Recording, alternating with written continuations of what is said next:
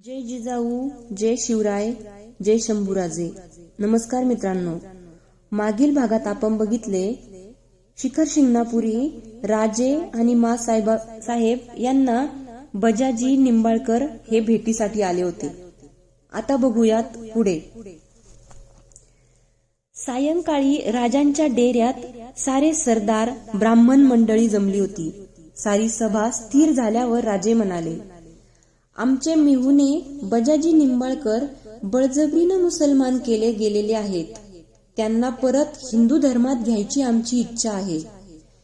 शास्त्री पंडितांनी याचा शांतपणे निर्णय घ्यावा आणि उद्या सकाळी आम्हाला सांगावं.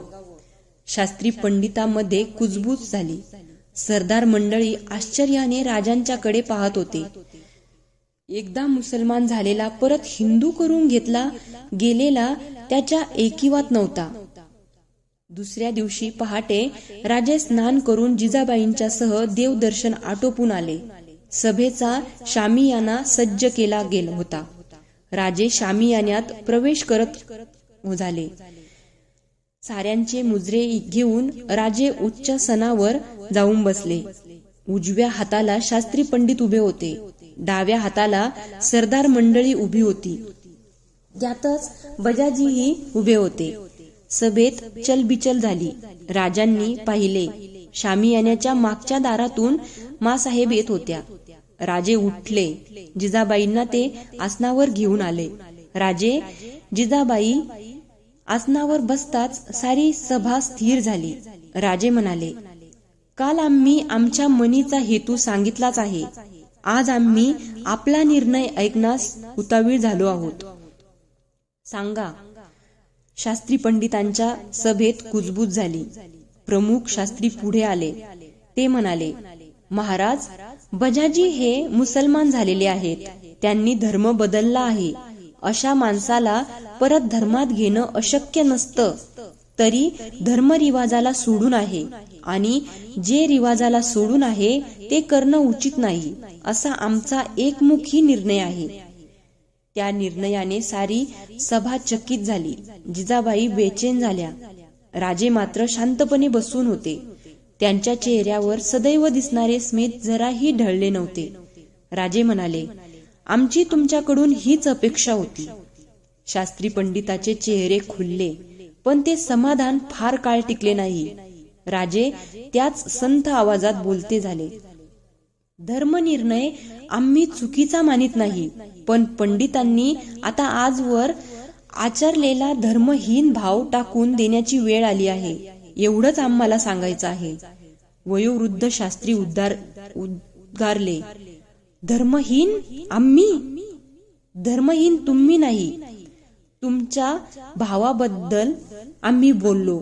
धर्माच्या कार्यात ढवळाढवळ करण्याची आमची मुळीच इच्छा नाही, पण परिस्थितीप्रमाणे माणसाच्या बदलाप्रमाणे धर्मही वाढीला लागला पाहिजे. आज यवनांच्या जुलमानं हजारो लोक इच्छेविरुद्ध बाटविले जातात. पावरोटीचा तुकडा विहिरीत टाकून धर्म बदलतो. आमचा मुलूक बारदेस बनतो, पण आपला विशाल हिंदू धर्म त्याची दार जाणाऱ्यांना मोकळी, येणाऱ्यांना सदैव बंद. हे किती दिवस चालणार? असंच चालत राहिलं तर हिंदू म्हणून कोणी उरेल काय? एक पंडित उठले, महाराज, आपण राज्याच्या कक्षा बदलू शकता, पण धर्म तेवढा सोपा नाही. तो सोपा व्हायला हवा. राजांचा आवाज तिखट बनला. मुळातच तो सोपा आहे, विशाल आहे. ज्ञानी माणसांना अज्ञानाची चीड आहे. खऱ्या धर्माची त्यांना चाड आहे.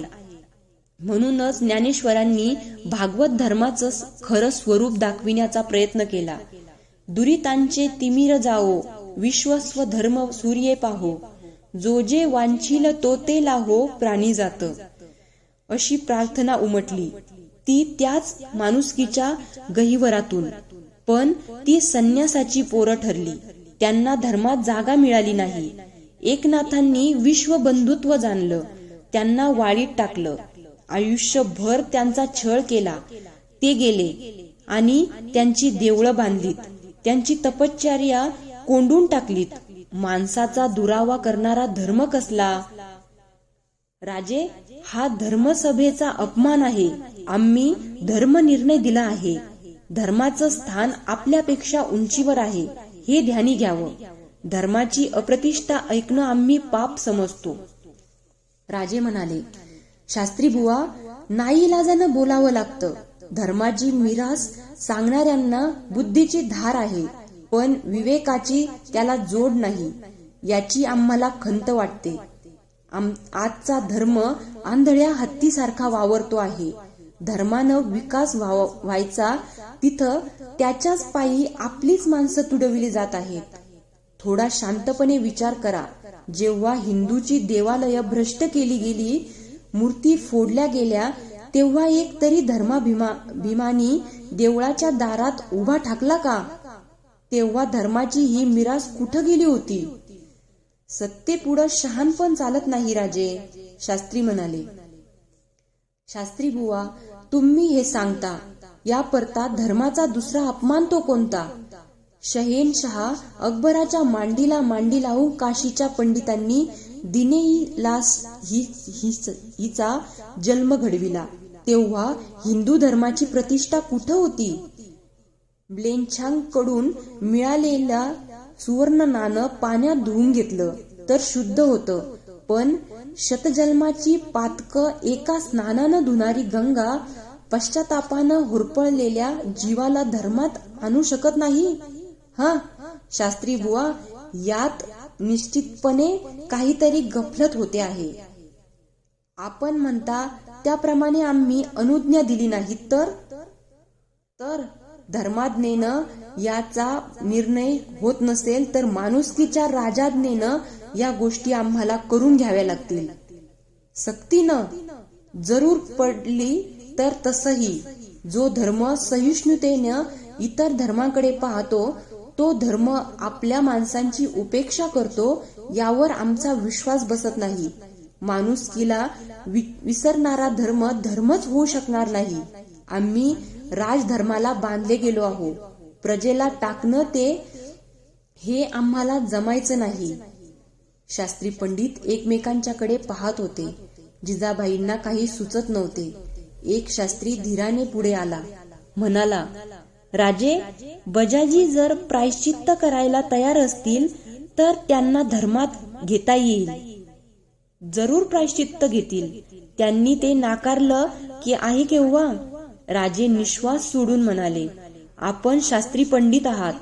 आपला अधिकार मोठा, पण समाजाला पारखं झालेलं पांडित्य बाळगलं तर ते नसल्यासारखंच असतं. धर्म हा वाहत्या पाण्यासारखा निर्मळ असायला हवा. समाजाचे डाग धुवायला तो समर्थ हवा. मानवतेच्या धर्माला ज्ञानाचे पायबंद घालून रोखू पाहाल तर ते जमणार नाही. धर्म अधर्म बनायला वेळ लागणार नाही. इंद्राच्या झेंड्याला भगवजर म्हणतात. तोच पवित्र ध्वज ज्ञानदेव एकनाथांनी पुढे चालविला. तोच ध्वज आमच्या राज्यासाठी निवडला. मानवतेच्या धर्माची प्रतिज्ञा सांगणाऱ्या त्या ध्वजाची प्रतिष्ठा तुम्ही राखली पाहिजे. हे काळाचं आव्हान तुम्ही स्वीकारलं पाहिजे. सारी सभा राजांनी जिंकली होती. शास्त्री पंडितांची कुजबूज जोरात सुरू होती. सरदारांच्या चेहऱ्यावर हास्य विलसत होते. जिजाबाईंच्या डोळ्यात आनंदाश्रू गोळा झाले होते.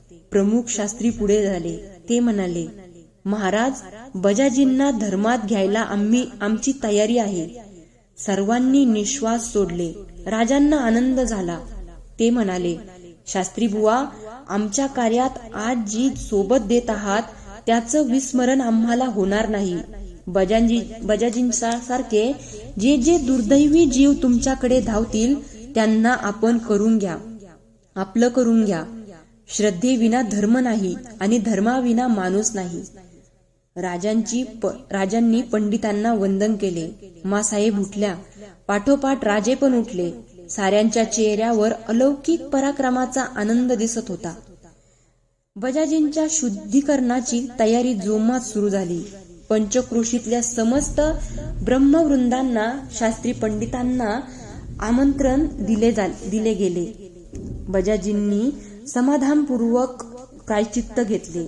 ग्रह शांती झाली, होम झाले आणि बजाजींचे समारंभपूर्वक थाटाने शुद्धीकरण झाले. लांडे बजाजी पूर्ववत धर्मात आले. मोठ्या आनंदाने आणि समाधानाने जिजाबाई राजे पुण्याला आले. अश्वारूढ राजे सायंकाळच्या वेळी पुण्यात शिरले. सोबत बजाजी निंबाळकर होते.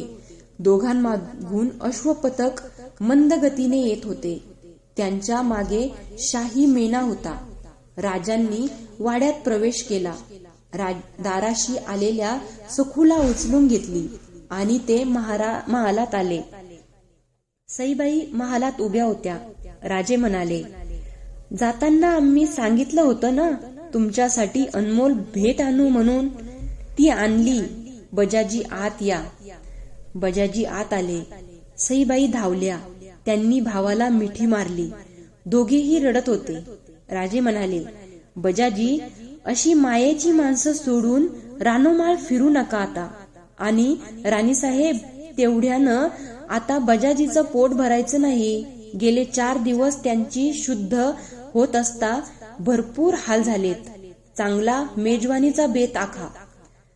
रात्री पंक्तीला अपूर्व शोभा होती. रांगोळ्यांनी पाट सजले होते. धुपाचा वास दरवळत होता. राजे, बजाजी, महादजी, नेताजी अशा क्रमाने पंगत बसली होती. दुसऱ्या बाजूला बाळाजी, चिमणाजी ही ब्राह्मण मंडळीची पंगत बसली होती. दोन्ही बाजूंचा स्वयंपाक गोड असूनही अलग होता. पंक्तीच्या दोन्ही ओळींमध्ये टेकवून चांदीचा पाट ठेवला होता. जिजाबाई आपल्या खास देखरेखीखाली सर्वांना आग्रह करीत होत्या. मोकळेपणी खाणे बोलणे होत पंगती उठली. रात्री राजे आपल्या महालात गेले. बरीच रात्र झाली होती.